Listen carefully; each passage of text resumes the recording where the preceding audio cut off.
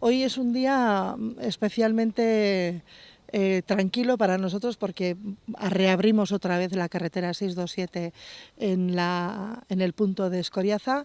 Recuerdo que hace 2 meses y medio, cuando surgió el problema a consecuencia de las lluvias, fue una situación de emergencia y pusimos todos los medios para cuanto antes arreglar y poder abrir esta carretera con seguridad.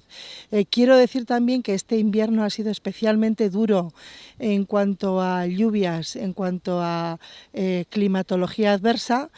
Y bueno, hemos tenido en toda la geografía guipuzcoana pues muchas actuaciones de emergencia, así como en la carretera de la costa y como en el interior, como estamos hoy en Escoriaza. Tal vez ha sido de las actuaciones más profundas y más de emergencia que hemos tenido, la que hemos tenido aquí en Escoriaza.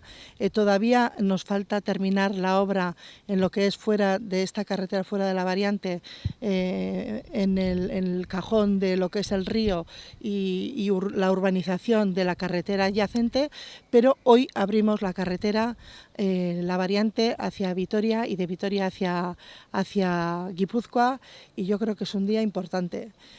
Quiero dar las gracias al Ayuntamiento de Escoriaza y a todos los escoriazarras porque hemos tenido que dirigir el tráfico por la mitad del pueblo y han tenido muchísima paciencia. Y para finalizar, quiero decir también que en este invierno hemos tenido unos imprevistos de más de 6 millones de euros en actuaciones de este tipo. Concretamente en Escoriaza, esta actuación nos va a costar alrededor de 1 millón de euros. Y bueno, quería agradecerle al teniente de alcalde Josu Ezcurdia, el teniente de alcalde de Escoriaza, por la comprensión de todo el pueblo, ¿no? Bueno, ante la situación que se produjo hace 2 meses y medio, pues estamos todos muy preocupados de qué iba a pasar, y la verdad es que vuestra reacción fue muy rápida y muy intensa, y bueno, pues en ese sentido las gracias, porque bueno, ya es la realidad de hoy en día, es que a día de hoy es que está abierta la carretera.